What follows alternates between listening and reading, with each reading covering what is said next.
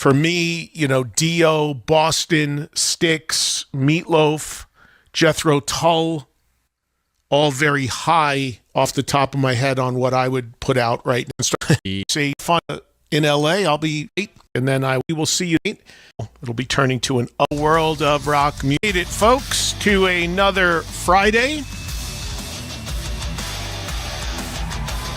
A free-for-all Friday, as usual, wrapping up the week with all your calls about anything you want in the world of rock music. It is 3 o'clock Eastern Time. It is noon here in, as they call it, fabulous Las Vegas. It has been unbelievable weather-wise here. Just absolutely beautiful. It'll be turning to an oven soon, I'm sure, but it's been perfect the entire week. So hopefully that remains through the weekend, although I am leaving Las Vegas, as the song says, tomorrow just for one night, heading to nearby Los Angeles to host the Dio Cancer Fund event on Sunday afternoon. So if you are attending this fun event for a great cause, we will see you there. I know music starts at 11. I'm going to do the official kickoff to the event at noon, and it should wrap up somewhere around 6 o'clock.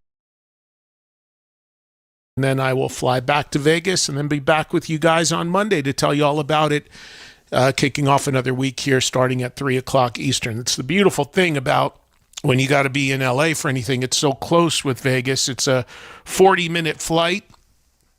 Or if you do it by car, it's, roughly 4.5, 5 hours, but I'm not a big car guy, so I usually jump on a flight and kind of easy in and out. So about an hour after I get off the stage in LA, I'll be back at my place in Vegas. Perfect. So looking forward to it. Lita Ford is headlining this year. And again, you can get more information on that if you happen to be in Southern California and want to join us on Sunday. DioCancerFund.org. Again, all the money goes to the Dio Cancer Fund. And this is one of 2 events that happen every year, celebrating and remembering Ronnie James Dio, who was a dear friend and, of course, an icon in our world of music. A massive, my number one snub for the Rock and Roll Hall of Fame. Speaking of that, I think we have to revise that list, didn't we? Didn't you tell me that, Joel? You said, yeah, I think we're due, I'm pretty right? sure the last one we did was before the current class was announced. Yeah, I think we're due to redo the snub list already. So we'll look at doing that maybe even as soon as next week, now that we know Iron Maiden is clearly reluctantly going in, and some of the others that have been snubbed are finally going in. We can, as usual, every year, thankfully, take some of these bands off the snub list, and we can start talking about, revising that. For me, Dio, Boston, Styx, Meatloaf, Jethro Tull, all very high off the top of my head on what I would put out right now as a revised snub. We start thinking about that. We'll do that at some point, like I said, maybe the next week or two. Just based on looking at what our schedule looks like. Next week, I can tell you already, we have 2 great guests for you. Tuesday, Phil Collen of Def Leppard returns to the show. And Thursday of next week, very much looking forward to welcoming Bryan Adams back to the show in studio from here in Vegas. First time in studio for Bryan, who is doing a residency here in Vegas. He does it all the time. This time around, it is an acoustic set that he'll be doing on his residency at the Wynn. It's called Bare Bones or something along those lines. But we'll get all that from the man himself on Thursday when he visits us in studio at the Wynn where he is performing. So that should be great. Again, maybe Wednesday, I'm thinking we can maybe do the snub list. If nothing else drops in, we'll see. Light news today. Just a couple thoughts on this past week. Karabi was great. Hope you guys enjoyed that. And also Andrew Freeman, we thank him for dropping by. earlier this week. Again, everything you may have missed is on the app. Yesterday, we did our latest New Music Spotlight show. And I was thinking about that since we did it, and we had tremendous response to it.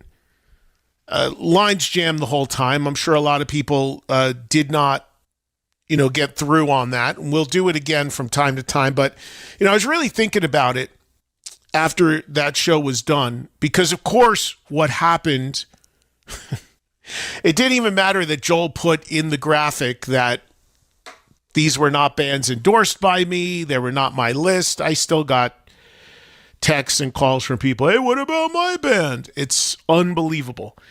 But, I was thinking about it, and I like doing that show. I feel that show is important.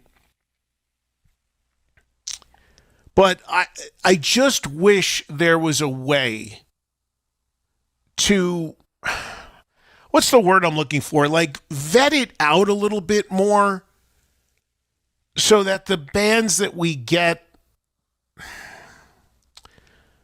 again, I just don't know how to say this, what the right word would be, but the bands that I get just there's more going on. There's they're further down the line. I'm just going to be totally honest with you. I mean, and I know I'm just speaking off of 30-second clips that we heard of the bands, but, about 75%, I'm not going to name names trying to be nice here, but about 75% of what came up yesterday, just judging off the clip, and look, I've been doing this a really, really long time, so I got a pretty good sense. About 75% of that stuff was not great. It was not ready for prime time. It wasn't, to my ears, off of that little clip, stuff that was really like, this should be happening. This is new music that really should be happening. And I get it. There were even people that called in. The guy, it was his own band. Somebody else knew somebody in the band. Somebody's kid was in the band. I get it. I get that everybody is looking for a way to shout out their band. I get it. But it just goes to show you, without any sort of gatekeepers, it's really the predicament that we're in the music industry, where just everything is flooded out there, from something that is just, a rough demo with not great songwriting or not great playing or not great singing, to the last thing that somebody called in on yesterday's show was Youngblood, which certainly qualifies, but is in a whole nother realm than everything else we got in the show yesterday. It's a guy with a major label record deal who's doing arenas. Now, again, he qualifies because he is a new artist to most people, especially in the last 10 years. But do you see what my point? Putting that up against the guy in, a kid in Illinois just figuring it out, was one of 6 bands to open for LA Guns or something. That's not the same playing field at all, not even close. So, I'd love to try to figure out a way, and I don't know how we do it, and I'll brainstorm it with Joel, that when we do that show, it's more stuff in line with a certain quality and criteria. Because, frankly, a lot of the stuff we get in that show is going to be very demo-y stuff. There were a couple other things that had some legs. I remember the Virgin Marys came up. They're out there a little bit. I know stuff in that wheelhouse. There's got to be a way to weed out stuff until it gets to a certain point to warrant it being on the air. Which, again, ties in with the whole dilemma, in my opinion, of the music industry as a whole. There's nobody doing that anymore. Talked about it so many times. There used to be a time where you could not put out and produce music without having passed certain parameters, getting a deal, getting into a recording studio. All that's gone. So even in the show yesterday, if you look at it really honestly and really objectively, that's a microcosm of what the problem is to me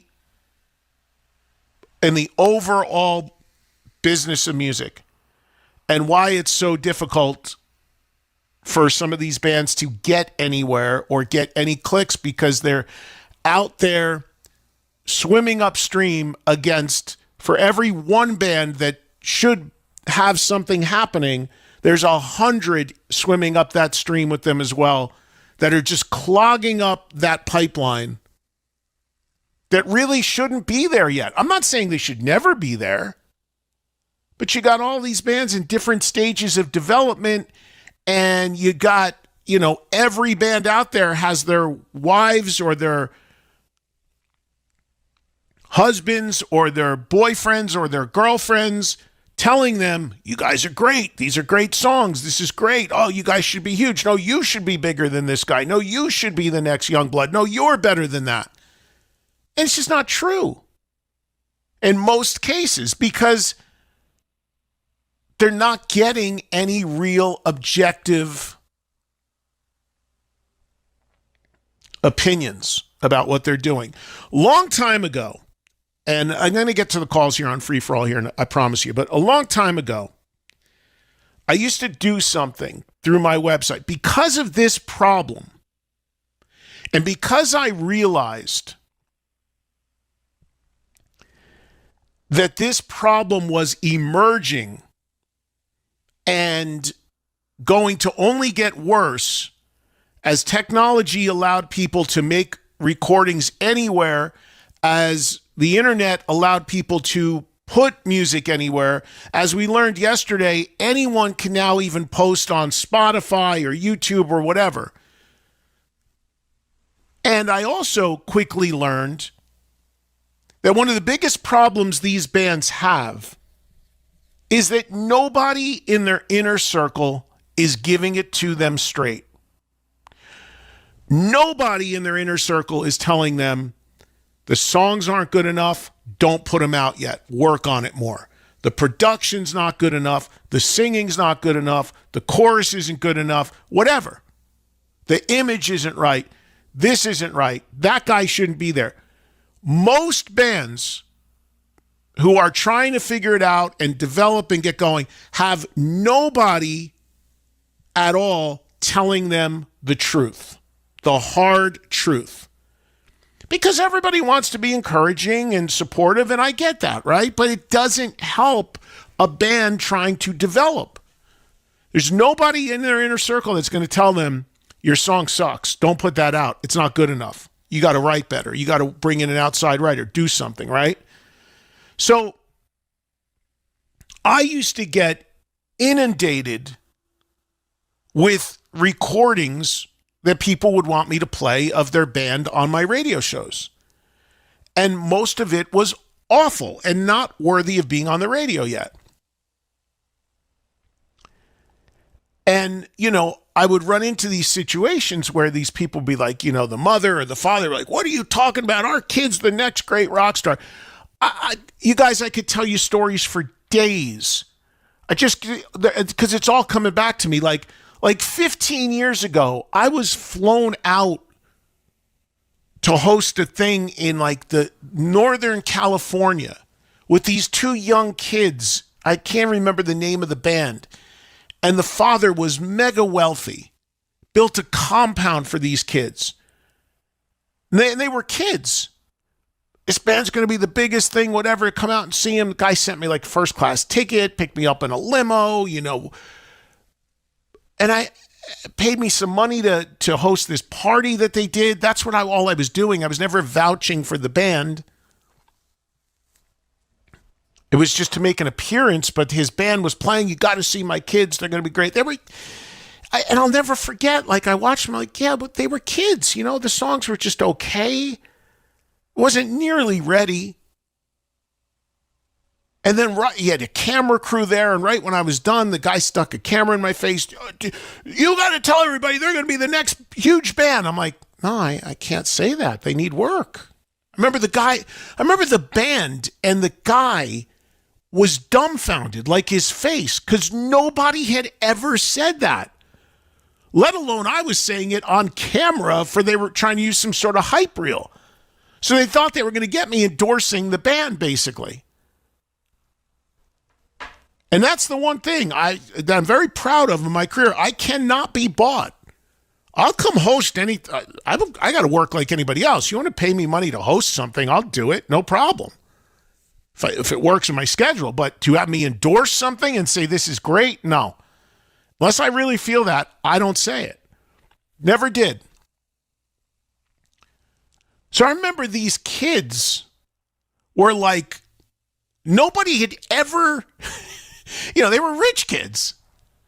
Nobody had ever told them the truth.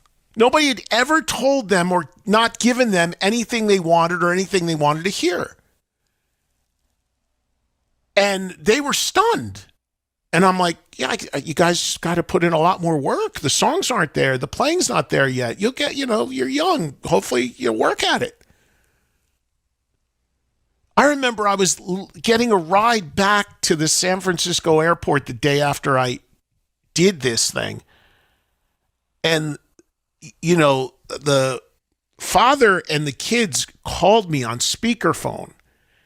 And they were like, after we thought about it, we actually really appreciate what you said to us because it's constructive and it'll help us because we've never had anybody talk to us like that before. So because of that, for a short time, I started this thing on my website back then where I would take submissions from bands. It was like 3 songs max, listen to them, and come back with a critique, an honest critique. And I charged for it. Not a lot, but I charged for it because it's time consuming and time is money. It was like a service. I remember like $50 for 3 songs or something. Nothing crazy. I don't remember what it was. It's basically like an independent A&R evaluation. Because that is something I have once done professionally in my career. And with all these experiences of all this stuff coming at me, I realized it was hugely lacking. And now it's more lacking than ever, which is my whole point in talking about this, coming off of yesterday's show and talking about, as I do so often, about all this glut of stuff that's out there. People don't realize it's not ready yet. And I would get these tapes, and I put clearly in the way to submit when I had it on my website, you are going to get a 100% honest evaluation. That is what you are paying for. If you're hypersensitive or you just want somebody to blow smoke, do not apply to this and spend your money. Because, you imagine somebody's going to give you $50 or whatever to listen to their stuff and take time to write back a review. The assumption would be like, well, it better be great because I'm paying them, because then they'd want to go use it as an endorsement. And I did it for I did like 10, 15 bands maybe. And I stopped doing it and I took it off my website because A, I didn't have the time. B, I just didn't want to do it anymore. And C, a lot of the stuff was not good.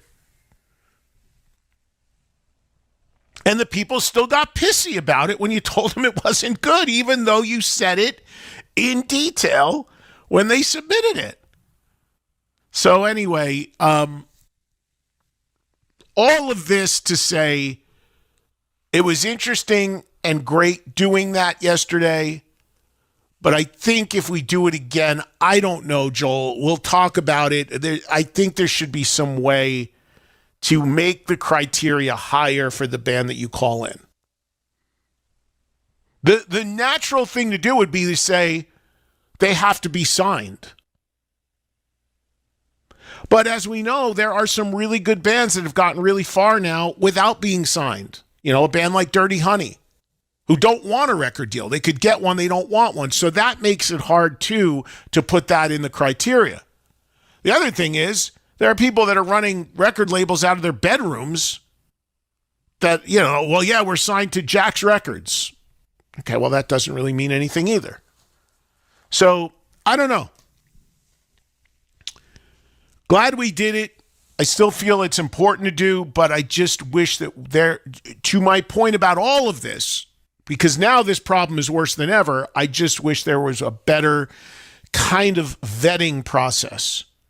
Because you can't leave it up to people because they're not going to do it because all they want to do is shout out bands that they feel are great when really they're, in some cases, not all, in some they're just not there yet.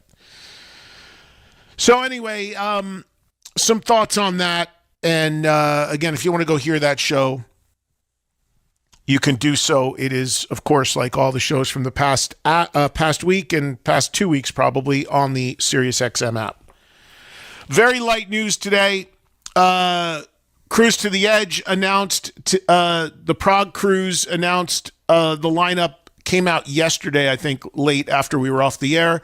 Sail dates April 2nd through 8th of next year, headlined by Kansas, Steve Hackett, and Asia, among many others. Also, in the NBEE category for today, No Band Ever Ends, Slayer, who famously did their farewell however many years ago, and now the last few years continues to do shows, have announced 5 more shows today. These are in Latin America, but I only bring them up because, well, lately we've been getting some calls from Mexico and what have you, but also because it falls into my ongoing, always proven narrative that no band ever truly ends. Slayer with 5 shows throughout Latin America. This adds to 2 shows in Los Angeles. Their headlining performance at Rocklahoma Labor Day weekend, and also shows added in Texas and Minnesota. So Slayer still doing anywhere from 10 to 15 shows now a year. Greta Van Fleet officially announced and released a new single today called Play Your Games. Greta played at a small show at the Bowery Ballroom in New York City a few days ago. They did do this song live at that performance. It sounds very much like Greta Van Fleet, an extremely high vocal and very Zeppelin-esque sounding because of it. But, they were a band that we speculated, were they going away? Did they end? They didn't. They did a little misdirection. They pretended like they were ending. Then they came back. And now they are also doing the formula that everybody does, releasing singles without saying there's a full album coming. And then probably around the 3rd single, they say, oh, yeah, there's an album coming. That's the new thing for sure, it seems. For whatever reason, keep the full album under wraps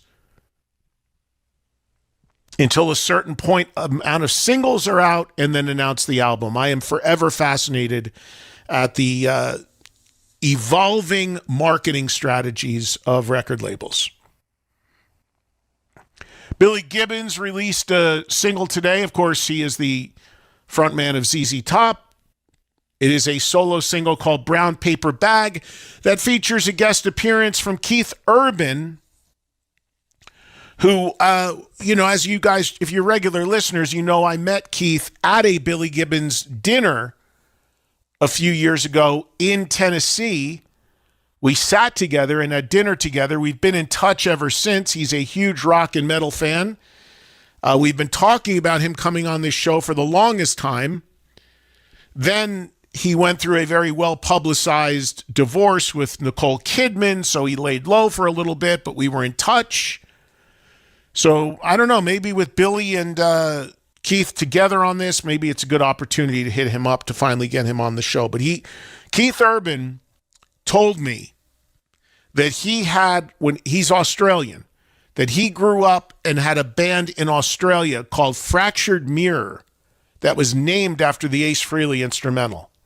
So he is a total rock nerd like us as well. even though he operates predominantly in the country world. And he comes here to Vegas a lot. So I got to hit him up. I'll text him over the weekend or next week or something and see what his schedule is looking like. And one other thing that I wanted to throw out today that I thought was interesting. And I don't necessarily agree with this, but I thought it was interesting. So, as you know, in the podcast world, there are an obscene amount of podcasts. And the number one podcast statistically is Joe Rogan's. And I listen to Joe's, not all of the episodes, but I tend to go to ones that have people that are not comedians, because I like when he gets into real nerdy stuff and computer stuff and AI stuff and UFO stuff and all that. Like when he talks to tech moguls and business people and what have you. So last night, because I have this thing lately where I'm waking up at 4 a.m, up in the middle of the night for 2-3 hours and going back to bed, just because my body clock is all over the map. So it's when I tend to listen to try to fall back asleep in the middle of the night. It's either that or a Giants podcast. But he had a guy on named Eric Weinstein, who is, I believe like a PhD, mathematician, business guy, whatever. But this guy, who is not a musician, he clearly plays guitar, but he's not a musician as a by trade. He started talking about guitar players. And clearly he is very, very well versed and educated in guitar players. Way more so than it sounded like, Joe Rogan was. And he made the case that in his mind, Eddie Van Halen is an underrated guitarist. And when he said that, I almost fell out of my bed when I was listening. Because I'm like, underrated? Any poll anywhere has Eddie Van Halen in the top 2 or 3 every time. But for whatever reason, he made the case that, in his view, he's underrated, and he blamed it on the second phase of Van Halen with Sammy Hagar, saying the music changed so much. Now, it's funny because, yes, it did change, but it always makes me laugh when people make that assertion about Van Halen and point to Sammy as being the reason why the music changed. Eddie Van Halen wrote that music. That's the music he wanted to do at that point in his career. He was the writer of it. At that point, the band was very much his band, especially with Roth out of there. So, I don't agree with the underrated part, but it just got me thinking. It was interesting conversation, and I'm like, the underrated part, no. Yes, the music changed, but it changed because that's the music Edward Van Halen wanted to evolve into. Yes, because he wanted to change his approach, because he wanted to introduce more keyboards. It was all coming from him. But then he made a statement and he said, it really was because of David Lee Roth that Eddie Van Halen became a world-famous guitar player. And then that kind of took me by surprise. And I'm like, I don't know about that. But then he made a really compelling case. I'm just throwing this out to you guys, food for thought, and if you want to go listen to it, you can hear it. It's one of the more recent episodes there on Rogan.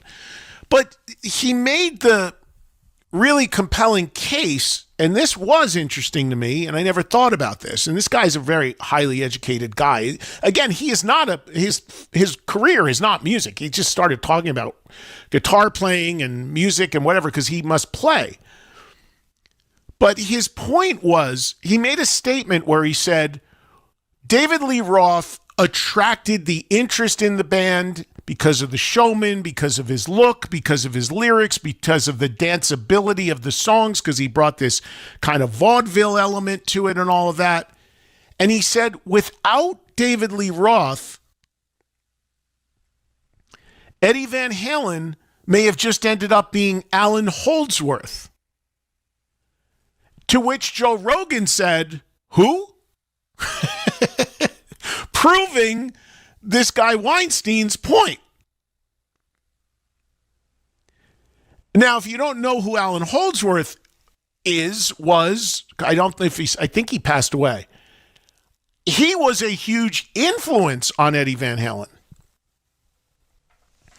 And he was one of these guys that we talk about all the time that was more of a guitar player's guitar player, like a technician. But he never reached commercial success at all. But among the guitar playing community, he's considered a genius, but not many people know who he is. He didn't have commercial success. So this guy's point was, yes, Eddie Van Halen was brilliant, but there's a million brilliant guitar players, unless they have the other pieces around them, a showman, great songs, something to attract additional attention, their playing could fly under the radar, much like Alan Holdsworth's did. That is a really compelling argument. And I never really thought about that, and that got me thinking. Because how many times do I say, with all these guitar polls and everything, there's a billion amazing guitar players out there people never heard of because they didn't have commercial success. Now, I tend to think that what Eddie Van Halen did with the tapping and the sound and all of that was so groundbreaking that it would have stood out. But think about it. Yngwie Malmsteen was also a game changer when he came out.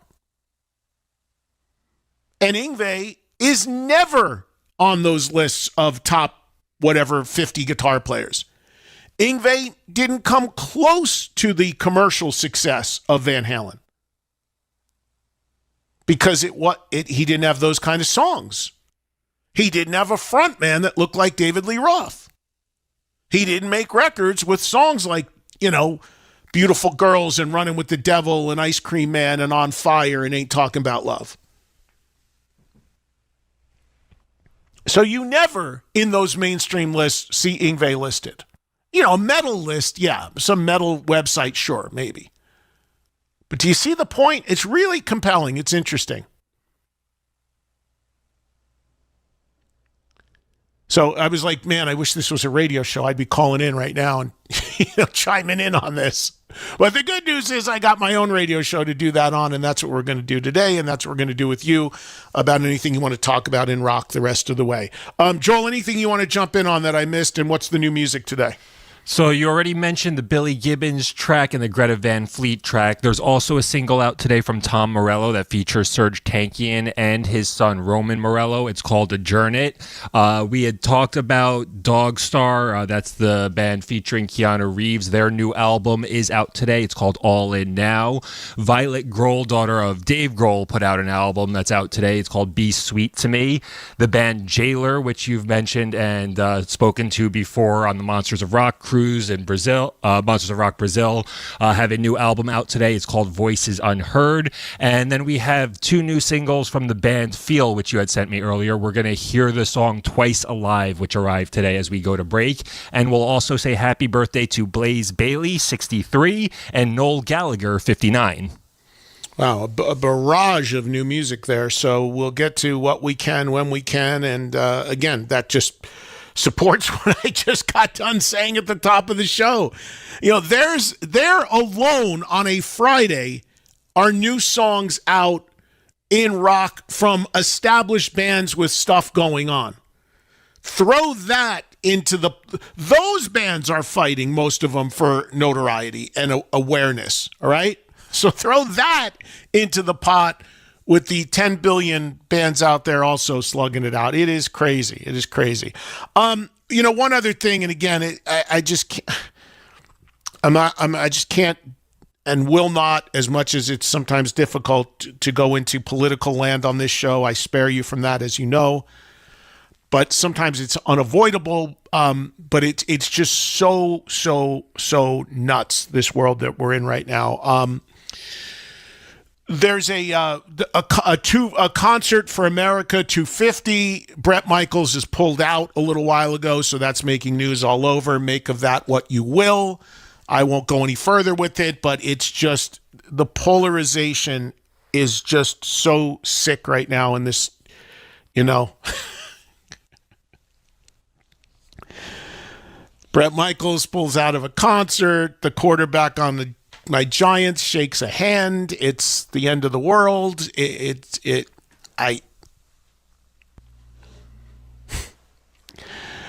Tom Morello's staging a thing at the site of M3.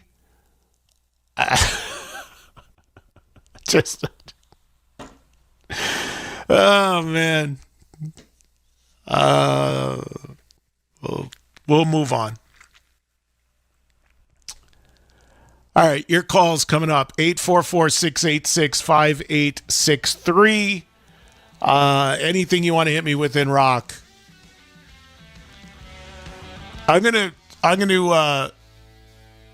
maybe I can add a 7th live show a week to my schedule here on Sirius XM and do a political music show. Just on an island, only for people that want that. Again, I spare you, and I'm thanked for it every day on this show. But maybe we could do that. Like on Tuesday after I wrap up this show, we'll do 2 hours over on whatever, and it'll be nothing but politics and music. Eddie Trunk. This has been a real treat today. Sirius XM's Blew my damn head off, dude. Unreal. Faction Talk. It's Sam Roberts Show. There are times where I want something a little bit more mature. Coke. Yes, it's a mature flavor. If you want something really like fun and almost beach-like, Pepsi. What makes Pepsi beach-like? Because it tastes almost irresponsible. You know what I mean? It tastes. It's a mindset. It's like so sugary. Like it tastes like a vacation. Sam Roberts Show, weekday mornings at 8 a.m. Eastern on Channel 103. Or listen anytime with the Sirius XM app. The UEFA Champions League final is on Sirius XM. Budapest is the stage for club soccer's most prestigious event, featuring French flair Kvaratskhelia, and he scores for Paris Saint-Germain versus English excellence. The second! Brilliant Arsenal goal! It's Paris Saint-Germain and Arsenal in the UEFA Champions League final tomorrow at noon Eastern on Sirius XM FC 157 in the car and on the Sirius XM app. My dad passed away unexpectedly at a stroke at 63. Of course, it was awful in every way, but we are very grateful that he had life insurance. So even after he was gone, he was still able to provide for us. And now I have a wife and 4 little kids, and that's why I have life insurance for my family. Ethos is the best place to go. They make it fast and easy to get covered. It's 100% online. There's no complicated process at all. There's no medical exam. Just a couple of health questions. You get a quote in seconds, and you can apply in minutes. You get covered the same day. You can get up to $3 million in coverage. And some policies are as low as $30 a month. And in 10 minutes, your family can be covered with life insurance. When it happens, your family's going to be very grateful you went to ethos.com.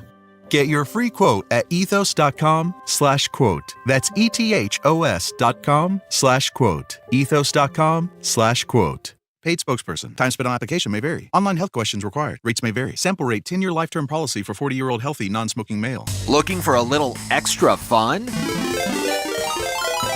Chumba Casino lets you play for free with daily login rewards and a cheeky little welcome bonus when you sign up. Explore hundreds of online social casino games and jump in whenever it works for you. No routines, no pressure, just entertainment on your terms.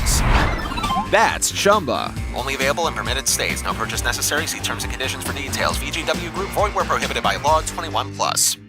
If you're a business owner with salespeople, how in the world could you say no to this offer? The top 20% of your salespeople close 80% of the business. 80% of all sales are closed after the 5th attempt, and 83% of all salespeople don't even ask for the sale once. Did you know that 90% of all salespeople have never even read one sales book? How many sales are being lost each month simply because your salespeople are not professionally trained how to sell? Hi, this is the world's top sales trainer, Jason Evans. I'm going to give you a free 45-minute video of pure sales training techniques that will increase your company's sales within days, guaranteed. This could double, even triple your company's sales. This video is closing, handling objections, and more. Just call us and leave us a voicemail, their email address, and we'll send you this amazing video for free. Call 800-500-8320. This is how to close from A to Z for any product or service, regardless of industry, whether you sell face-to-face or over the phone. Call 800-500-8320. That's 800-500-8320. Paid for by Power Sales University. Running a business is hard enough, so why make it harder with a dozen different apps that don't talk to each other? Introducing Odoo, the only business software you'll ever need. It's an all-in-one, fully integrated platform that makes your work easier. From CRM, accounting, inventory, e-commerce, and more. And the best part, Odoo replaces multiple expensive platforms for a fraction of the cost. That's why over thousands of businesses have made the switch. So why not you? Try Odoo for free at odoo.com. That's ODOO.com.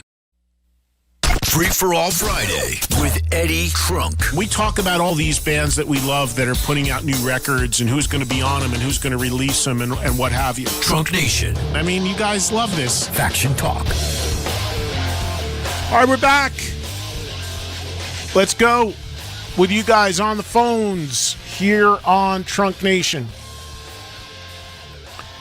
And see what we get into here on this final day of the week as we head into the weekend. Back live with you guys on Monday as usual. Here's Brian in North Carolina. He is our first caller of the day. What's up, Brian? Hey, man. This is probably my third time talking to you. How you been? Good. Hey, thank you. Welcome. I think you need a 4-hour politic music thing next week to cover all that. That's another bag of wax. Yeah. Yeah. I'm good. I'll let everybody else scream at each other. I'm good. Yeah. You're gonna need your rest after that show. But yeah. I got two questions. First of all, news on your 40th anniversary concert. I haven't heard anything about an official release yet. What's going on with that? When it comes out, we will do it on YouTube, and it will be free to all, and that is the way it has to go, just to work around all the legalities of the clearances and the publishing and all of that. The only reason why I haven't done it yet is because I'm learning about the YouTube world, and I am going to use a company that is going to manage it for me and will make it way better and get it way more exposed. And I've not finalized things with this company yet, who are based in Germany. So it's all on. What I'm learning is that you don't see. If I was like right now, I have the concert sitting right here on a hard drive. I could just upload it to YouTube right now to my channel. But that's not the way you're supposed to do it, because it's over 3 hours long, and you're not supposed to, like, you put that up at the end, you put it out song by song, you kind of have to spoon feed it. So I'm learning about it a little bit. And then once I've got, them behind it and set up right, we'll start rolling out clips, songs and performances. And then at the end, after that's all rolled out, we will put up the whole thing for people that want to watch the whole clump. But trust me, it is going to happen. Did you think it was going to be so complicated? No. Yeah, but I wish I was there. Okay, my last question. My friend brought this up the other day. I shared the Halloween song, I Want Out. I had no idea till yesterday. Basically, the question is, has a band member ever wrote a song about leaving that band, and that song becomes a hit, and they still have to play that song live. He brought that up to me yesterday. He's like, Halloween still has to play that song live right now, even though one of the band members left the band. Have you ever seen that before with any other band? Well, is that song about somebody wanting to leave the band? I don't know that to be the case. Is it? I don't know. Okay. I was told that, but I'm not sure about that. It could be. I mean, I don't know. I mean, I certainly know who Halloween are, and they actually just. Thank you, Brian, for the call. I'm going to move on. They just played. They just ended their tour here in Vegas. I almost went. Somebody reached out to me on their crew about coming. Couldn't make it, but that song's from the 80s. I don't know if this song is about a band member wanting to leave. I've heard the song a million times. I always just assumed I want out to live my life and be free. I don't know. I thought it was maybe about a relationship or something. I don't know. But there have been songs that have probably been written or inspired by a problem within the band that became a huge hit, and then the band has to play it in an uncomfortable situation, for the rest of their career. The one that immediately comes to mind is Fleetwood Mac, Go Your Own Way, which is about the breakup of Stevie Nicks and Lindsey Buckingham. And if you ever saw the old concert clip of them doing that song on stage, which is a huge song, they do like a co-lead vocal thing on that. And they're looking at each other out the corner of their eye, and they're like, they're like seething at each other while they're singing those lines. It's pretty powerful. So that's the one that immediately comes to mind as kind of being related to what you're talking about. Here's Mark in Texas. Go ahead, Mark. Hey, Eddie. How you doing today? Hey, good, Mark. Thank you. Hey, real quick, I actually talked to you last Friday, but I wanted to just call and get you to give your, I don't know if you've done this yet. I don't get to listen every day, but give your summation of the lawsuit recently that Ticketmaster and Live Nation lost, got drugged through and lost. And just want to hear your interpretation of that. And I'll hang up and listen. I just want to hear what you got to say about it. Well, there were a lot of layers to that, Mark. There were different parts of it because there was the Live Nation thing, the Ticketmaster thing. We talked about it in real time each day as it was all happening.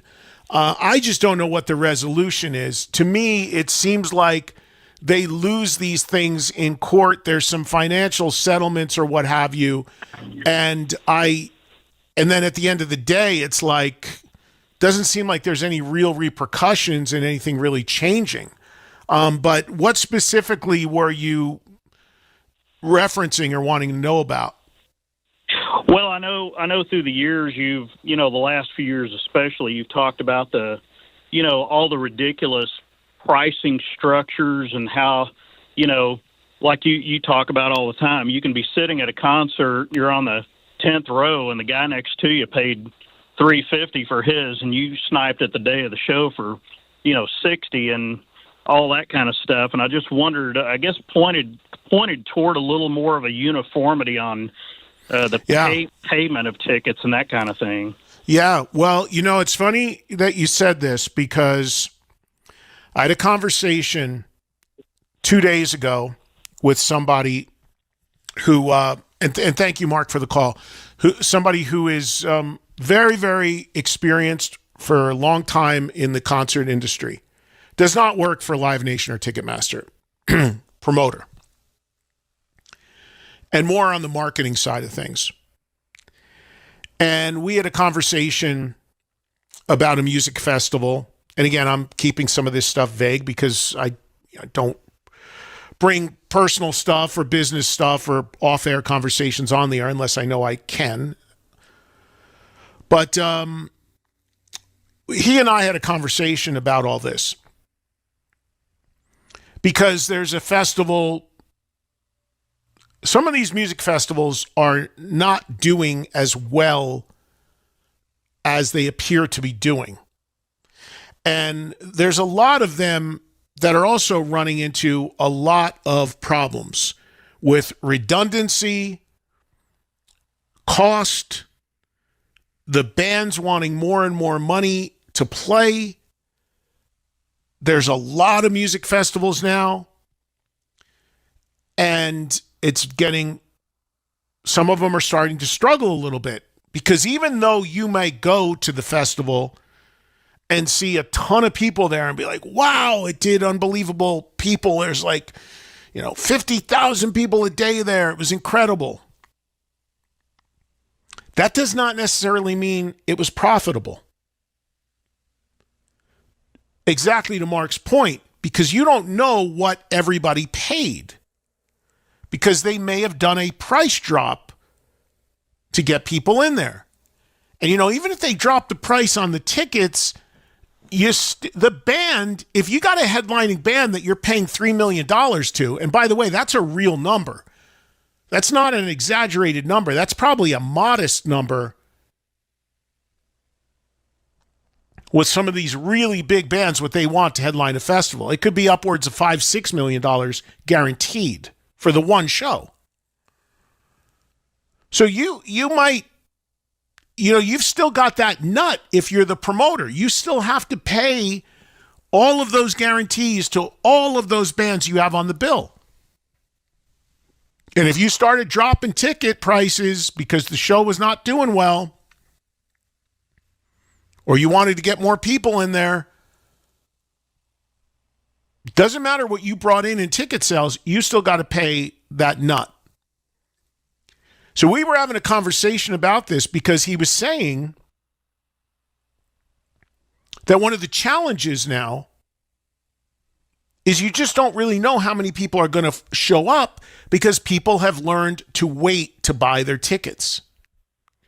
And for the particular festival we were talking about, they do not drop prices and will not do the flex pricing, because they realized, because they don't run through Ticketmaster either, because they realized that fans were sniffing it out and it was hurting them. And they didn't want to establish the precedent for that festival. So they're having some trouble now getting to the numbers they want to get to, because so many people are programmed to just wait now, as I've talked about so often, and that screws them up. That's why you see some tours and festivals and things being canceled long in advance, because they're gun shy, because they don't know if people are ultimately ever going to buy the tickets at whatever price. So all that to say, to me, the flex pricing thing, which has been going on for a few years, and it's amazing to me that it's taken fans this long to figure out how to make it work for them. To me, the flex pricing thing has to be addressed, because I think that's a huge, huge, huge problem. And I don't know what they do, if they make it go away or what they do, but that to me is a core of the problem. As far as the lawsuits and all that stuff that's been going on in the courts, again, how that's resolved, I don't know. I know there was all sorts of financial stuff. I know we were told the fees were going away, and they ended up just getting built into the total cost of the ticket. I haven't read through all the legalities of that, but to me, I think the flex thing is a real problem. Another call from Texas. Here's David joining us today on Trunk Nation. Hi, David. Hey, Eddie. It's a pleasure and an honor to talk to you, man. Thank you, man. Appreciate that. What's going on? Well, I've had a theory for a long time that I wanted to share with you, that a lot of artists get shit on, pardon me for cursing, but get crapped on for the way they sound live. Vince Neil, Lars Ulrich, David Lee Roth, you can throw in there too, I guess. But I have a theory about Studio Vince versus Live Vince, and Studio Lars versus Live Lars, and David Lee Roth as well. What do you think about that? What do you mean as far as a theory? What is your theory? my theory is that in the studio they sound amazing because they're good in the studio. They're incredible in the studio. I mean, the David Lee Roth stuff, the Vince Neil stuff, the Lars Ulrich stuff is undeniable, but then live they're just not as great as they are, when they have chance to, concentrate and do their stuff in the studio. Not because of tricks or not because of stuff that gets done to their tracks or anything. It's just because, the studio gets the best out of them, and live they just don't reach that high. Well, yeah, David, yeah, to your point, you're 100% right. Now, I don't agree with you on the Lars thing.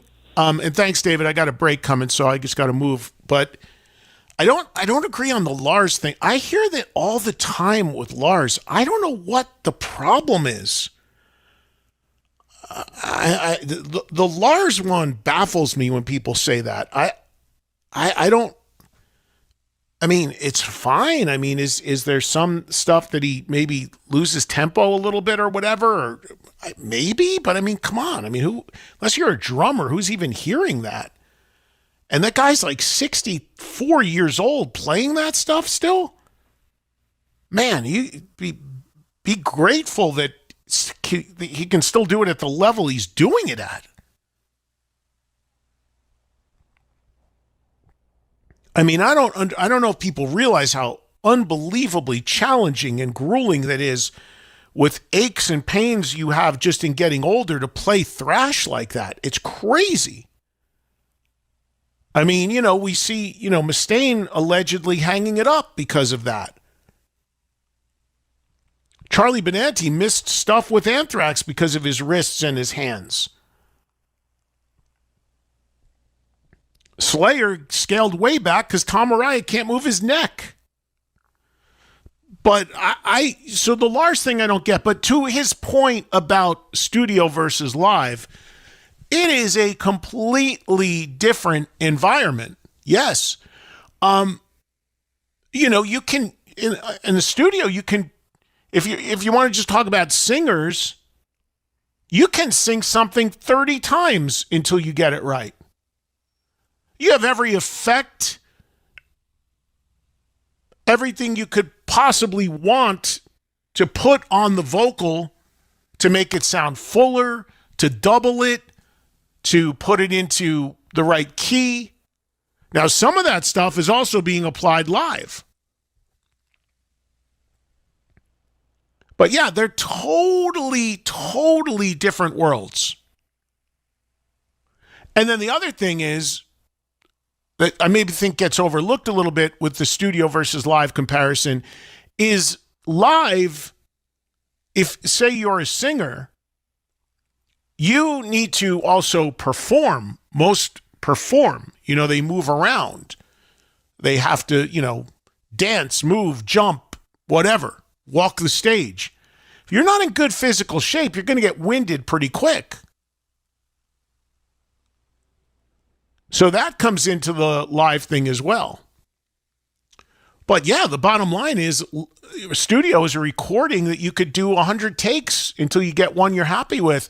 And by the way, in the studio, for years they've been doing this, they do something called comping,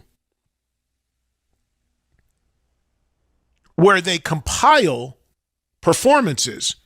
So you can take one sentence in a song and say there's 10 words in the sentence. Each word may have come from a different take.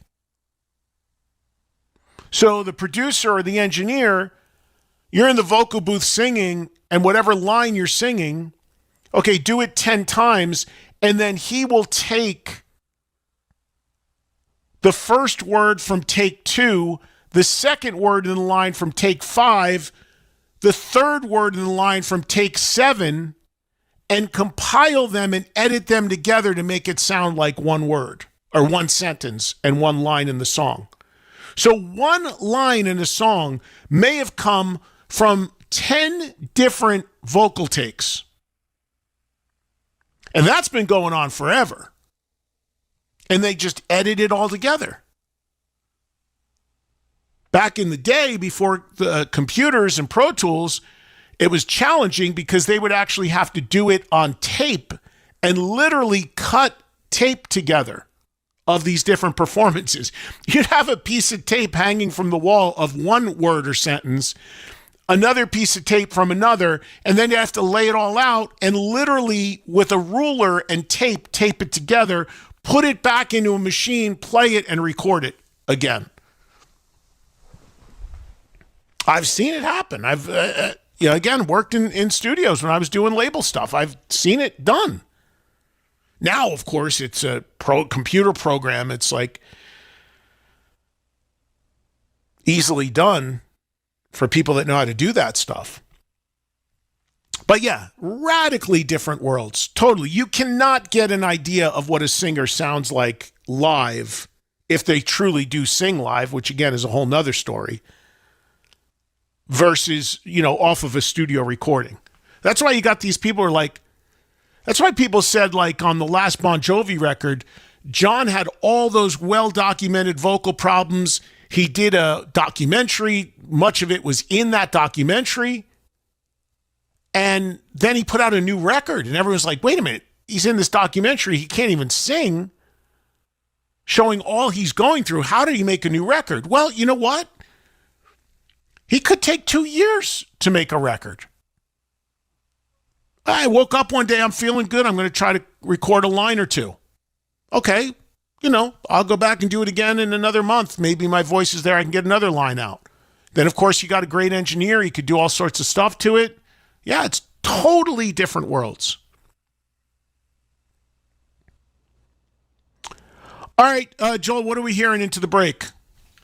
All right, we're going to hear a new track from Jailer's new album. The album is called Voices Unheard. The track is called Riverboat Queen.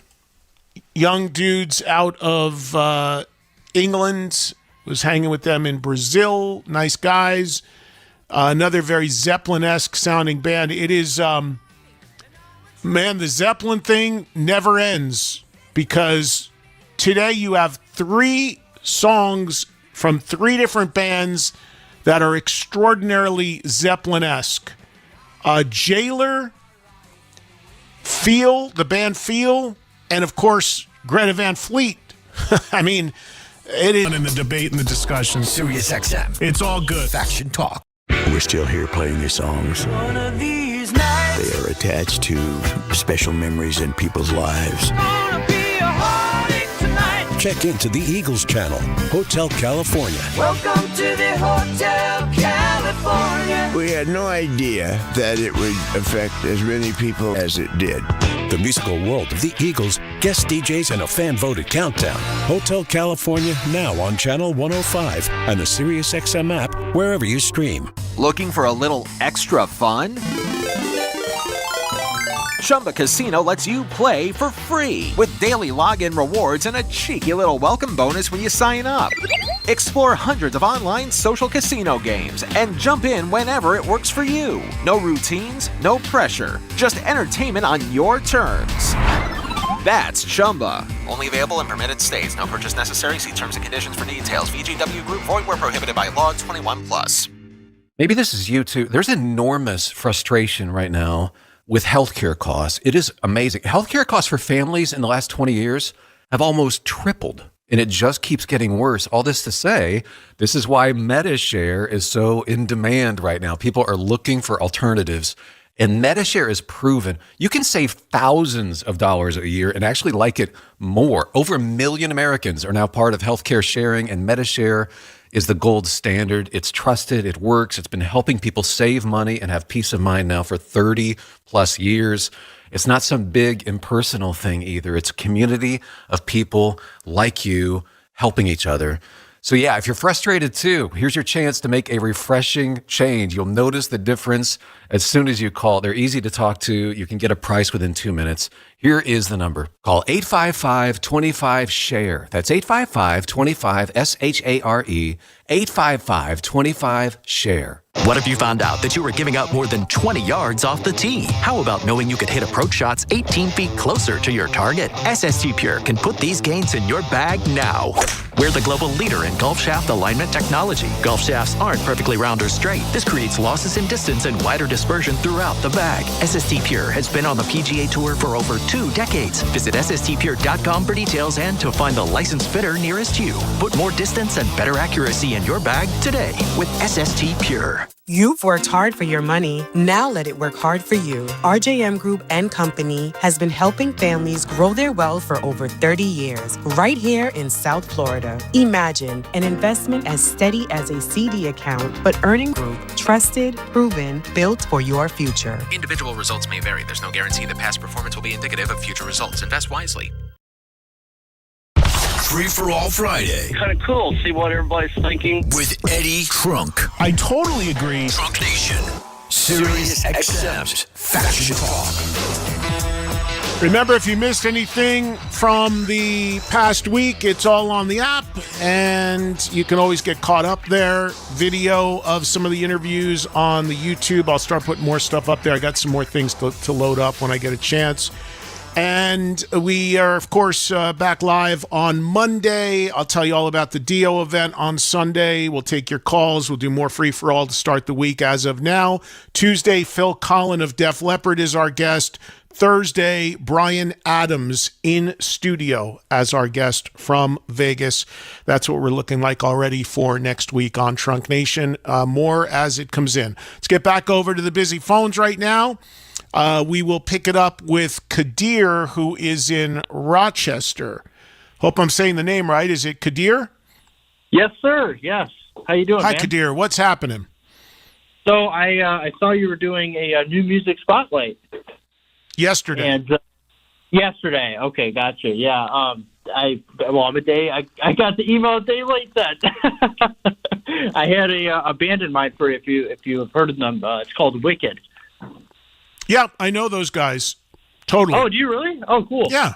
Seen them, know them. I know they're from your area as well.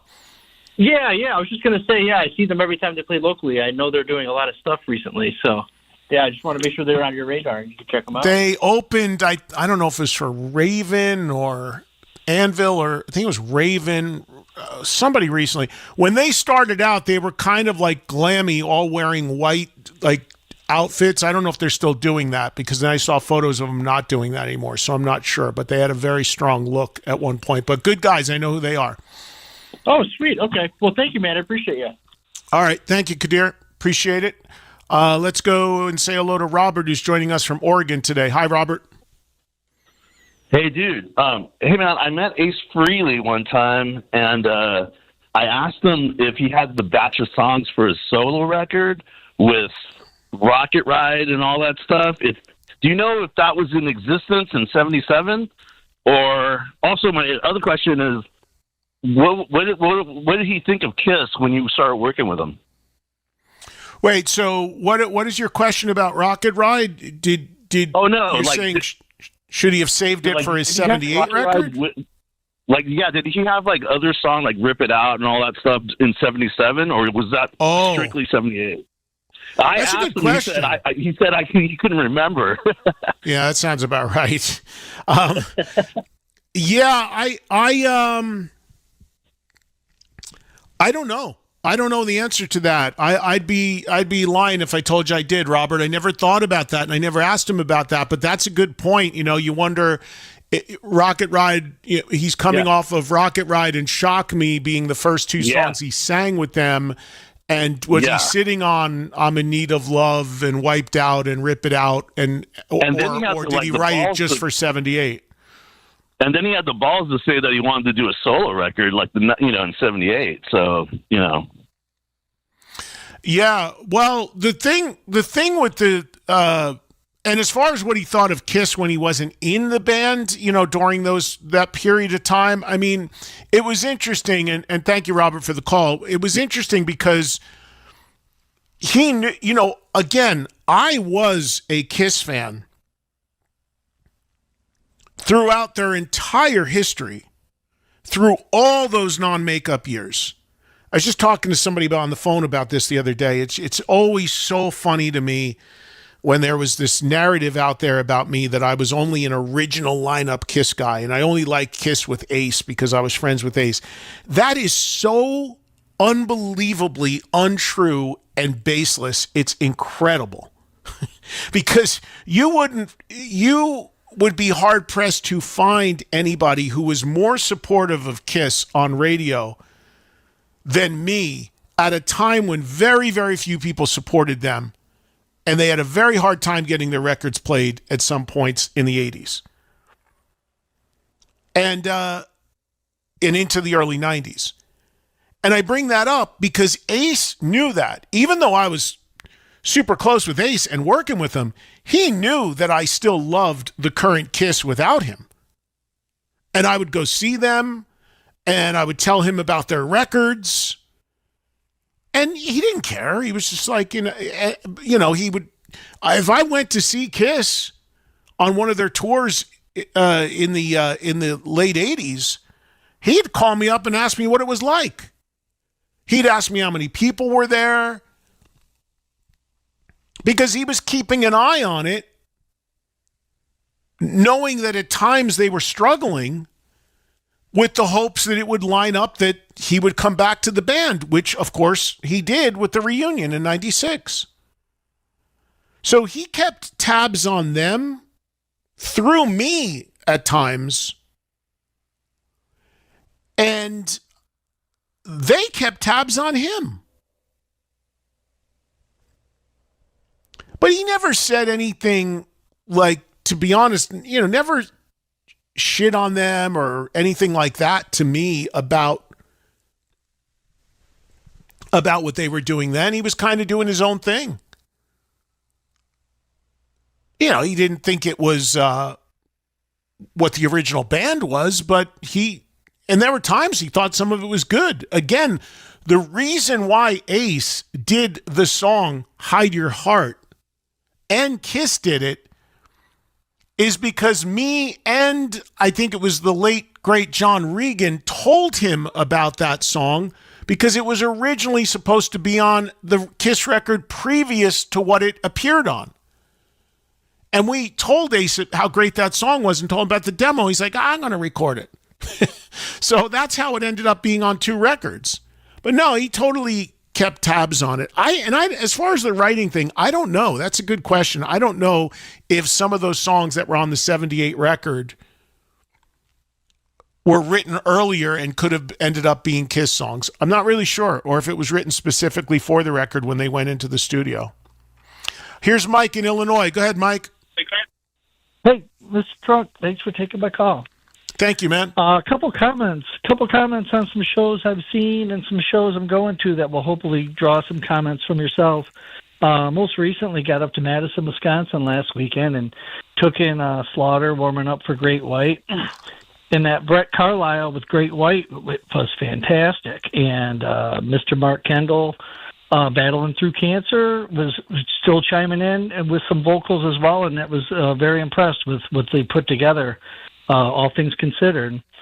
Wishing Mark well. Real quick on that, Mike. So first of all, yes, get well, Mark Kendall.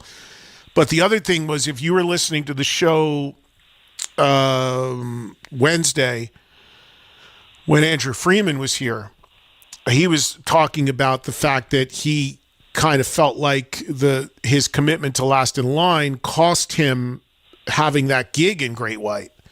So that was something that came out of that interview that I think was kind of interesting that people kind of forgot about, because he was originally in there for a little while.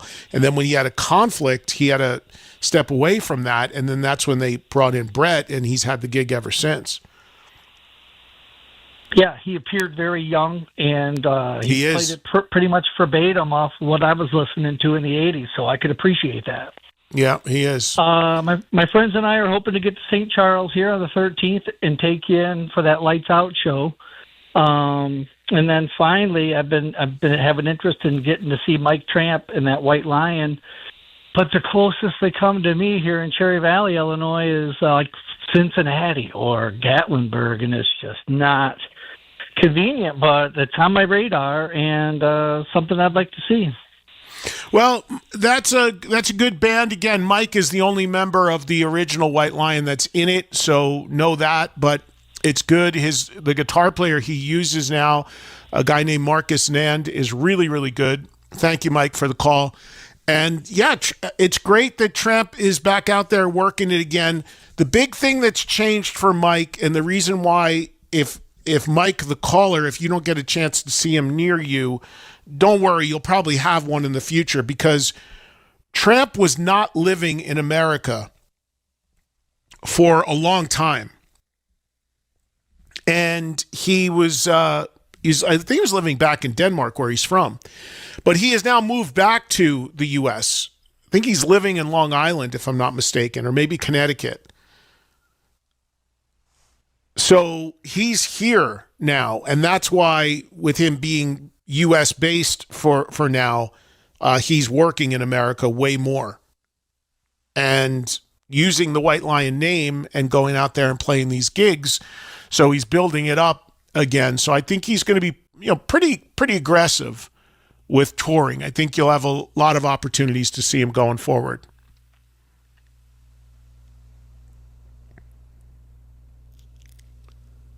Let's say hello to Sandy, who's joining us from Tennessee today. Hi, Sandy. Hi, how are you? Good, Sandy. What's happening? Good. You made a mention yesterday of the band Kaminar, and that triggered me to want to call in. I just saw them recently with Pop Evil. They're touring, and I was super impressed because it's a pair of twin brothers. That's the only two guys on stage the whole time, and they play the whole show 100% live with no backing tracks, and I find that so unusual these days. So how do they play bass, drums, and guitar, which are pretty much the basis of most bands? How do they play that with two people? I don't honestly know how the sound comes across, but you get the bass, you get the guitar, and you get the drums. And then Sean, the one twin, is the lead vocal singer. He's got different guitars, he's got different basses, but at the same time, he's playing it. And I don't know how the sound happens, but it was an amazing show. I could not believe two guys on stage could produce that kind of sound. Well, again, there have been two-piece bands. There's a band from Canada right now that's they want to come on the show. We might do something with them. I think they're a two-piece, Crownlands, and they're more progressive leaning. But there have been two-piece bands, but a lot of those bands that I've seen, they are using some sort of recorded stuff to fill out the sound. I don't know anything about this band and what they're doing. I'm just saying that, to me, I always look, I'm just being honest. I'm not trying to be negative to any of these bands. Because I don't know what they are or are not doing. But to me, a two-piece band, whenever I see a two-piece band, no matter how big or whatever, it comes off to me as somewhat of a novelty. Like, look at what we can do with just two people. And ultimately, a lot of times it's because there's something running on a track, or they're using, maybe even they're just triggering something with their feet that's pre-recorded. Again, not saying these guys are, I do not know, but I'm saying I see that so very often. And I'm like, just get another person. Like, to me, a trio is the minimum amount of people that a band should have. Just personal opinion. Well, they do get it. It comes across simultaneously, and I did talk to them after the show, and it was like they told me that it's 100% live with no backing tracks. So I found that really cool. And I know that it's really hard for some of these younger bands to, kick into things, and these guys have got something really special going on. I really, really like them. And I go to a lot of shows. I met them personally at the Joe Perry Project, but they've got the influence of Aerosmith and all the 60s, 70s, 80s kind of sound, but they're putting it to a modern rock sound. It's really cool. All right, Sandy. Well, thank you for the call. You've done your part for sure in mentioning them. But I just, again, nothing with the band Sandy's talking about. Just in general, I'm just telling you how I feel about a two-piece band because I just don't know how you do it. Anytime I've asked about some of these bands that do that, they either don't have a bass player, they don't use bass.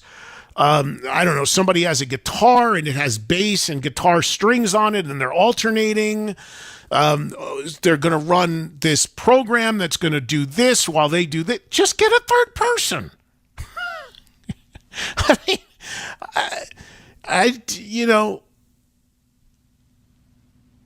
and then, she's making the comparison that this two-piece band is like Aerosmith. Aerosmith is 5 members. So I don't know how that could be either because, to me, Aerosmith is a classic structured lineup. 2 guitars, bass, drums, and a lead singer. That's a big sound. You're not doing that with 2 people. At least not totally live. I just don't know how you could do it. I could be wrong. Maybe there's something out there. Maybe there's people, I don't know. Even friggin' Geddy Lee, who Rush, one of the all-time classic 3-piece bands, on this next tour, Geddy Lee, for the thing that's being overlooked on the whole Rush thing,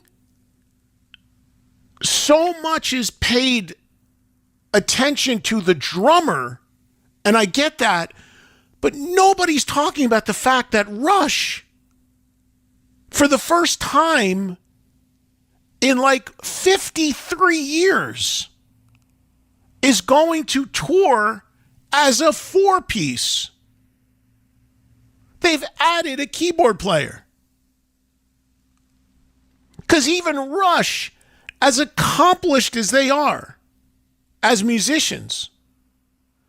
There's times Geddy's hitting keyboards with his elbow, playing bass with his feet while he's doing something else with one hand while he's trying to sing. Even they just said, and they're a 3-piece, and they just said, yeah, we need another person. At this point, let's just get another person. Triumph, another 3-piece, just went out and got 3 extra people on their current tour. 3. So when you get to 2 people, to me, you got to have at least 3.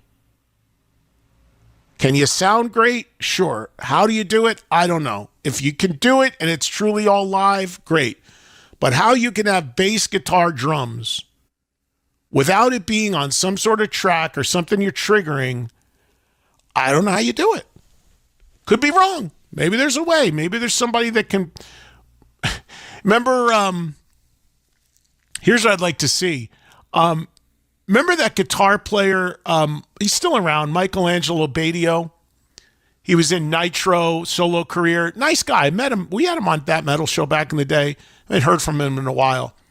Remember, I think it was in Nitro, he had that guitar that had 6 necks, 3 coming out one side, 3 coming out the other.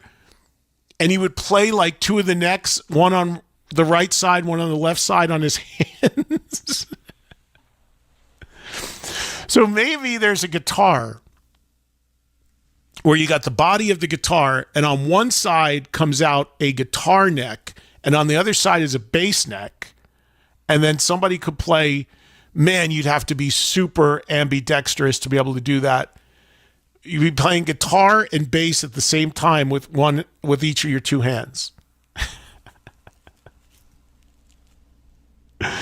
And I am sure, as I am saying all this, that I am going to get an email or somebody's going to, oh, Eddie, there's this thing, you do this, you do that, people are doing it. Okay, great. I need 3 people minimum. Just me. Talking about live. In the studio, do whatever you want. David in Sacramento. What's up, David? Hey, Eddie. Nice to talk to you. Thanks for taking my call. I wanted to, you brought up Joe Rogan talking to that one guy about Eddie Van Halen being an underrated guitar player, and it got the me guy thinking, said it, not Rogan. The guy was like, because Rogan was like, really? Correct. But the guy Eric Weinstein said it. Correct. And then, so I grew up in the 70s and 80s, and I remember I started thinking back, and I thought about like when bands get interviewed and they talk about their influences. Excuse me. When they talk about their influences, I'm talking about drummers now. I'm sorry. I did want to talk about Alex Van Halen, but when they talk about their influences, they always talk about John Bonham. They talk about Neil Peart. They talk about all the obvious: Bill Ward, Phil Rudd, Stuart Copeland. Some people talk about Ringo Starr.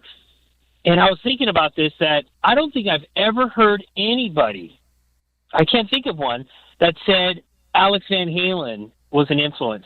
And I think we can all agree the guy's phenomenal, but he doesn't get the kind of love that these other people get. And I was wondering your thoughts on that. Have you ever heard anybody pick out Alex Van Halen as an influence when it comes to drums? Yes, absolutely. But you're right in that it doesn't come up all that often. But yes, there are tons of professional, accomplished drummers that I know that love Alex Van Halen and have absolutely cited him as an influence. But you're right. I don't know. I don't remember who said this. It might have been Michael Anthony, but it was spot on. They said, if Alex Van Halen had been in any other band without a guitar player of the caliber of his brother, he'd be talked about as one of the great drummers of all time. But because his brother got so much attention as a musician in that band, it almost overshadowed what he was doing as a drummer. That totally makes sense.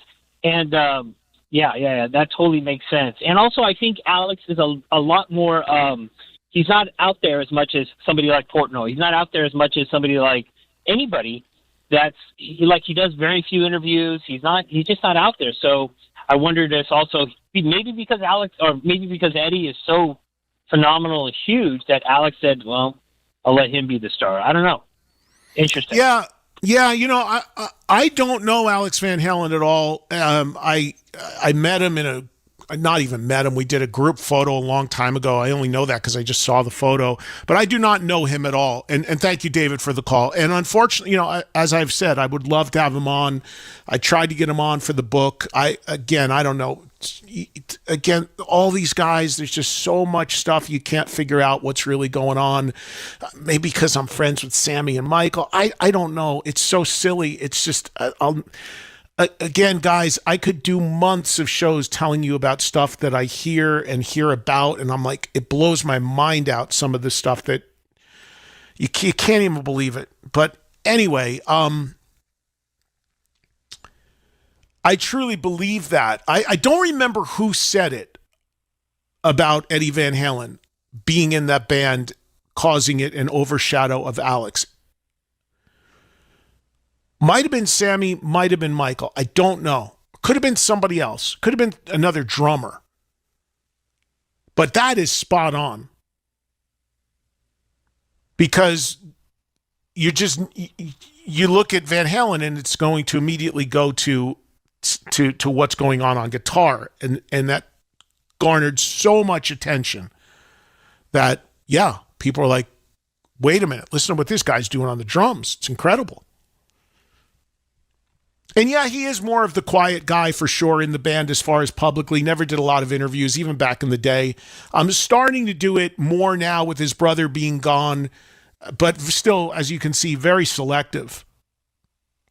By the way, it wasn't just my show. He didn't do anything at Sirius XM. He didn't even do Howard. And, they were on there a couple times back in the day. And now we know there's this other Van Halen book coming out, this like mail order thing just called Van Halen. So love to talk to him.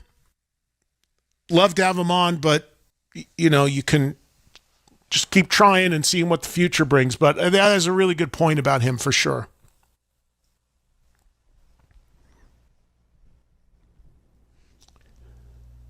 Let's see. We'll do, I'm taking the extra break, so we'll go later towards the end of the hour, only because it gets us some extra songs in.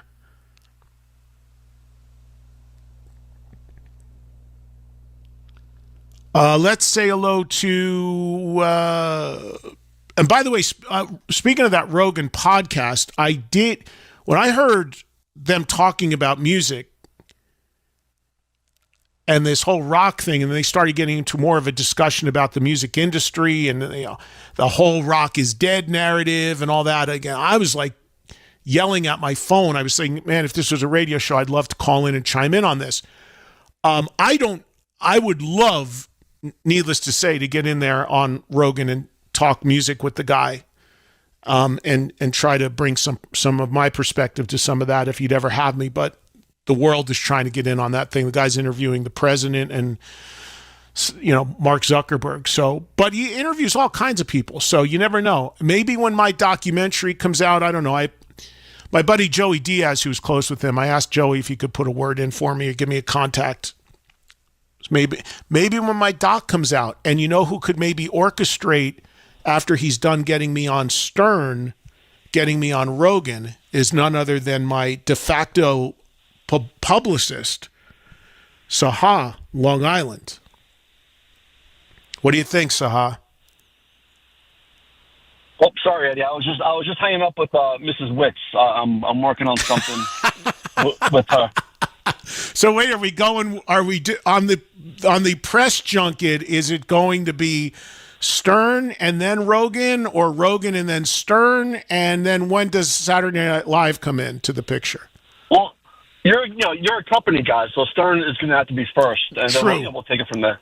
True. Yes, I should keep my loyalties where I work. You're 100%. That's a good agent looking out. Good thinking, Saha. Thank you. See? I'm always working. Richard, by the way, Richard told me to relay to you that he hears you every time and he is going to work on it. I love it.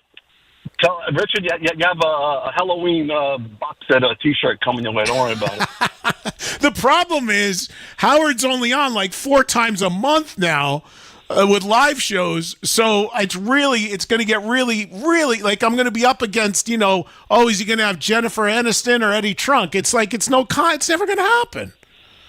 Well, but if he could have the guy from the bleachers, come on, did he have Eddie Trunk for a half hour? What's on your mind, buddy?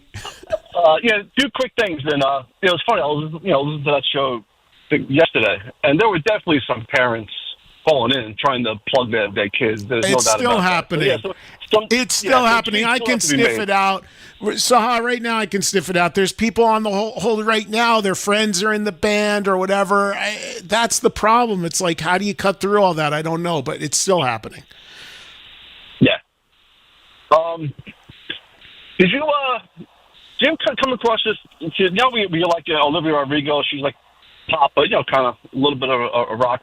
Did you ever hear the artist Avery Anna? She's like a country artist. No, although I was talking about that podcast, about the Rogan podcast, when they talked about Van Halen and rock, and I think somebody on that podcast mentioned a huge country artist I'd never heard of. That might have been the name. I don't know. Yeah, we have to keep an eye on her. My daughter's listening to it. I'm like, who is this? Because they're like in the pop world, and it caught my attention. And she's a cute, I think early 20s blonde girl, but she plays like a crunchy guitar, and she does a version of No More Tears, which like blew me away. I don't know if Joel maybe has come across it, over the past couple months or whatever. But she's country. She's country, but she definitely has some rock to it. She's got like a really scratchy kind of, she can sing anything just by listening to her. What's the name again? It's either Avery, I think it's Avery Anna. Joel, you know who that is? I don't. I'm looking for it right now. It might be, because it's funny you're bringing this up, Sahab, because, again, when I listen to these podcasts or whatever I'm listening to, it's in the middle of the night to try to go back to sleep, so I'm only half awake sometimes. But there was a country artist they shouted out, and that might have been the name. I don't remember. Yeah, definitely give, Joel, maybe during a break, give it a listen to No More Tears. It's pretty good. Yeah, and, no, I didn't. One more thing. One more thing before you let me go. There's going to be, the Smashing Pumpkins. He's doing that melancholy only tour, 30 years later. Right. And I go to Ticketmaster and see what's going on here and there. And except New York and LA, there's major Blue Dot fever with that tour already. It's in arenas, right? Yeah. Yeah, well, again, that tour starts a little bit down the road, and it could also be a product of what I talked about earlier in this show, and I talk about all the time. And thanks, Saha, appreciate it. People, depending upon what the prices are, they might be sitting. They might be sitting and waiting and thinking about, buying the day before the show, and then that screws up the promoters because they get worried, and that's where you get this new terminology that's been floating out there, Blue Dot fever, because you see all the blue dots, you see all the open seats, and now fans can see that on the seating charts, and they're like, you know what? They're going to drop the tickets. I'm not buying yet. And then the blue dots sit, and it gets closer and closer, and then all of a sudden the tour gets canceled or the shows get canceled because they get gun shy, because they're worried nobody's going to show up. They don't know if it's people waiting or if it's people that aren't aren't interested in the show. Billy Corgan, who we had on that metal show, was the only time I interviewed him. I have tried several times recently to have him on this show. There's much I'd like to talk to him about. It has not transpired yet for whatever reason. I even had somebody reach out to him directly who knows him and said, yeah, he'd do it, but then he did not follow up. So hopefully at some point we can have a conversation with him, because he's got a lot going on. This wrestling stuff, and he's got his own podcast thing, and he's got obviously Pumpkins and all that. But we did have him as a guest on TMS back in the day. I do remember that. Joel, I just realized that as we go to break, and maybe we can end the show. I know we're not going to get all the new music in today on the breaks because there's just too much. But I got to get my buddy, the Tishmeister, Brian Tishy, who has this new band led by Vultures. They put out a second new song, and I believe it came out today. And it's called Massivity. Joel, see if you got can it. Yeah, because it came out today, right? Yeah, it came out today. I've got it here. Did you want to take a break and hear it here, or do you want to end the show with it? Well, since I just talked about it, we'll do it here if you have it handy. Yes, I do. Yeah, so again, there's just a lot going on today as far as new music. We're just trying to hit some of it, but Brian's an old friend, and I'm a big fan of Brian's, and plays drums now in Gene Simmons' band, been in a billion bands. And he's doing his own thing now where he's basically playing everything on the record. Everybody knows him as a great drummer who knows him, but he's also a great guitar player and sings and can do it all. So he's made a record where it's a band in name, but it's all him, called Led by Vultures. I just found out he's going to be playing with Dio Disciples on Sunday at the Dio event because Simon Wright injured himself or something and can't play. So anyway, this is a second new track he put out from the coming album from Led by Vultures. Brian on guitar, vocals, drums. They did. Oh, baby, when you turn down. That's pretty good. Been waiting all my life for that moment. You're always free to do an impression. Chris does a couple. Geither Forte. I'll try to do this. No, California. The Bennington Show, weekdays at noon East and anytime on the SiriusXM app. SiriusXM, more true crime, all in one place. A lot of blood all over. You can still feel the murder in the house. With Dateline. True crime original. 2020. Welcome back to True Crime Vault. Crime Stories with Nancy Grace. We've been working so hard on it. I'm so proud of it. Search True Crime on the SiriusXM app. And now, SiriusXM radios are on free through June 1st. Tell your friends and family. Just press the button in the car and listen. Visit SiriusXM.com/listen free. Pet owners and parents know the struggle. Every time dogs or kids go outside, they track mud right back in. If you're tired of scrubbing floors, you need Muddy Mat, the anti-mud mat that cleans paws and shoes before they ruin your home. Only Muddy Mat features thousands of ultra-soft microfibers that are 5 times more absorbent than ordinary mats, instantly trapping dirt and water to protect your floors. Put it by every door, under pet bowls, in the kitchen for spills. It even makes a perfect bath mat, and it's 100% machine washable, so cleanup is effortless. Since getting Muddy Mat, I don't worry about what my dog gets into. His paws are clean the second he steps off. No more mopping. I love it. Thank you, Muddy Mat. Right now, get a free medium Muddy Mat with your order of 2 or more mats at buymuddymat.com. This offer is only available at buymuddymat.com. That's BUYMUDDYMAT.com. Don't wait. Get your free Muddy Mat today at buymuddymat.com. Looking for a little extra fun? Chumba Casino lets you play for free with daily login rewards and a cheeky little welcome bonus when you sign up. Explore hundreds of online social casino games and jump in whenever it works for you. No routines, no pressure, just entertainment on your terms. That's Chumba. Only available in permitted states. No purchase necessary. See terms and conditions for details. VGW Group. Void where prohibited by law. 21 plus. Hello, my friends. Pat Boone here. I'm 91 years young and feeling great.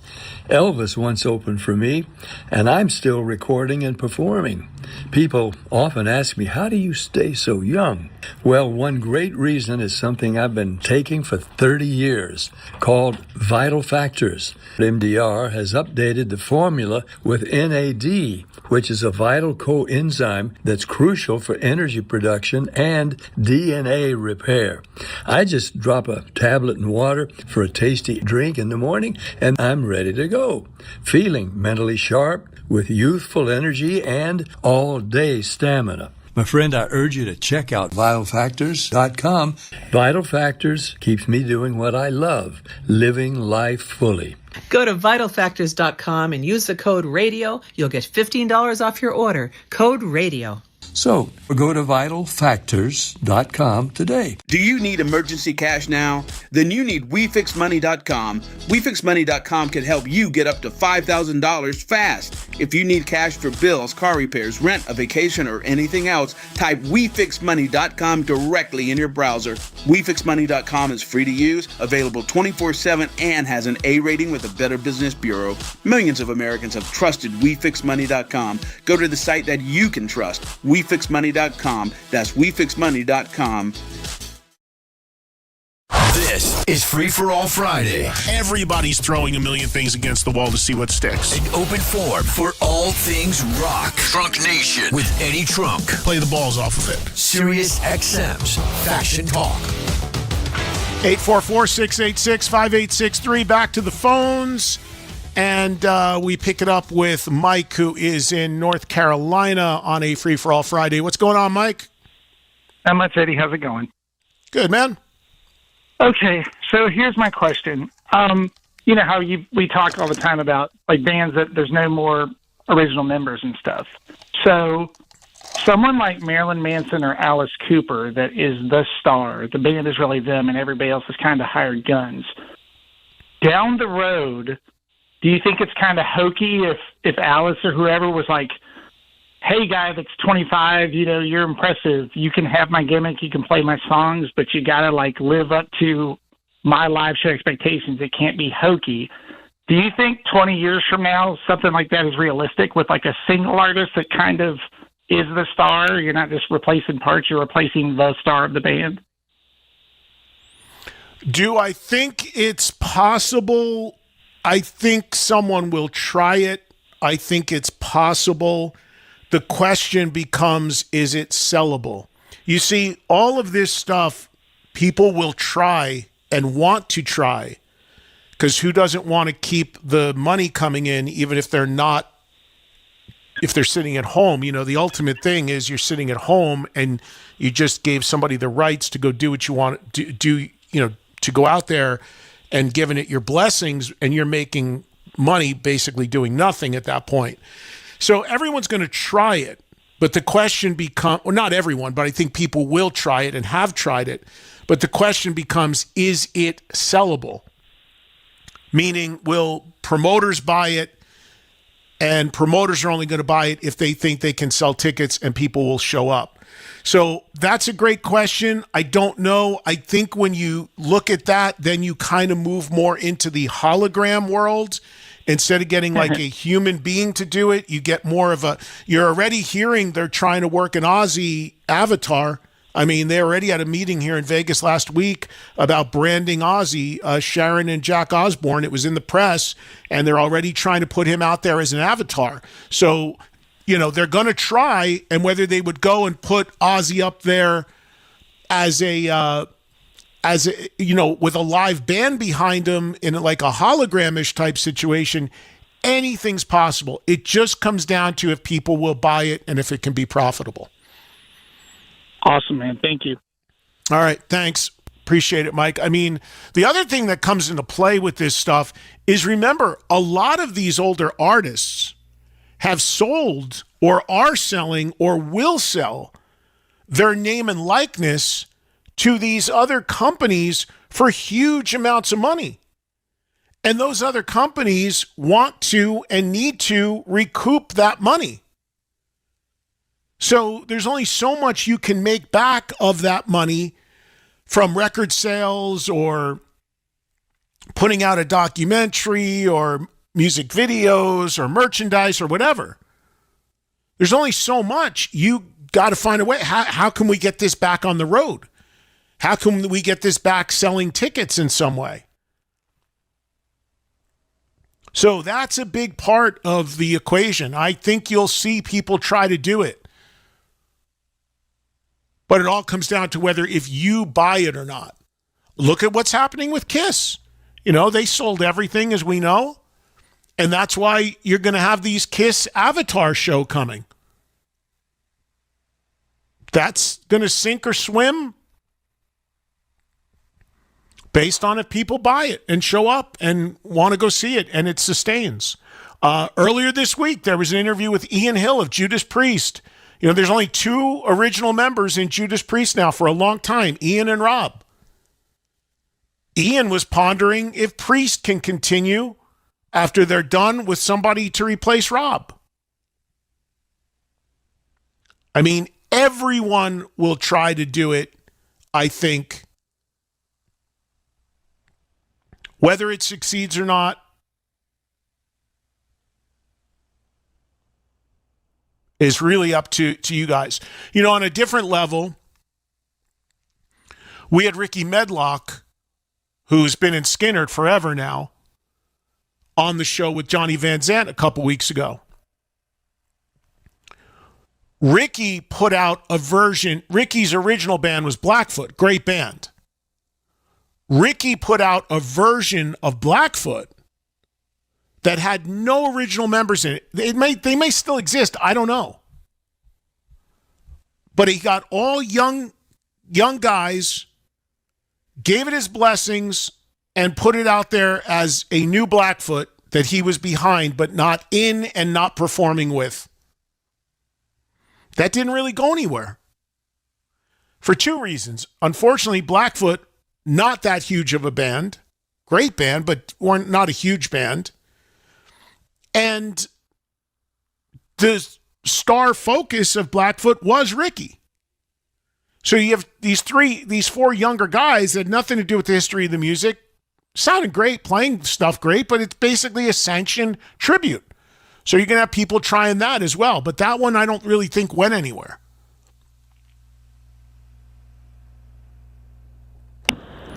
Mike in Pennsylvania. What's going on, Mike? Hey, Eddie. How are you today? Hey, man. Good.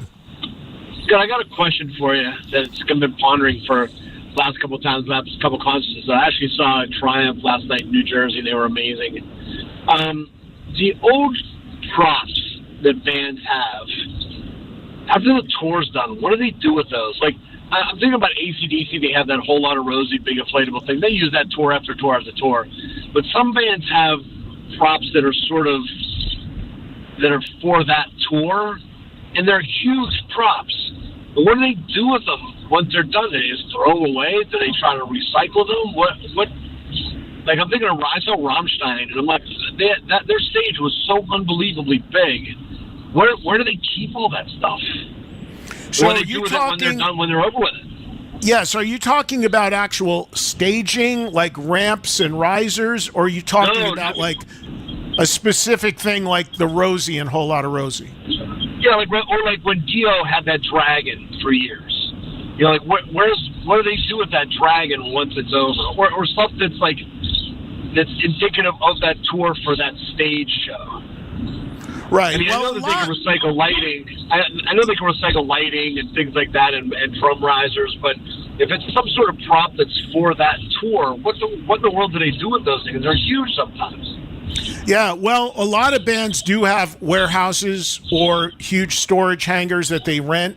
So some of it is in there. You know, there's always there's this KISS compound warehouse somewhere in Southern California that a lot of the old staging stuff is in there that they have. But a lot of the bigger bands, look, if you're a band big enough to get to the point that you can build out that stuff and you have it to begin with, then you usually have the resources to store it when you're not using it. Thank you, Mike, for the call. So some of it just gets stashed in these warehouses. Some of it can be repurposed. It depends what it is. Like if it's something that can be broken down and repurposed, they can do that. If it's an inflatable or something like that, then it's just going to get deflated and put in storage somewhere. And as far as the staging stuff is concerned, though, if the band owns it and paid for it, hell, they could even auction it off. You know, some of the smaller things would probably get sold for big money because it was on the stage. A special mic stand or something like that. But the really big pieces would be stored, or it could be a case where an outside company, you hire a company to make this stuff, and then they take it back and they either store it or keep it or break it down and use parts of it for something else. But with staging, that's definitely what happens. Like ramps, risers, whatever, they'll go back to the staging company in some cases, and then all of that stuff can be repurposed into somebody else's show. But it also depends upon the nature of the deal that you made with that company. So in other words, did you make a deal with them to make the stuff and produce it, and they're going to get it back and you're basically just renting it? Or did you make a deal with them to actually to buy the stuff and you're going to own it and then you decide what you're going to do with it? So again, all the deals come down to different situations as to what ultimately ends up with it. But if you own it and you want to keep it, you just put it in a storage unit like anybody else. But some of these guys have big storage units, like airplane hangar size storage units.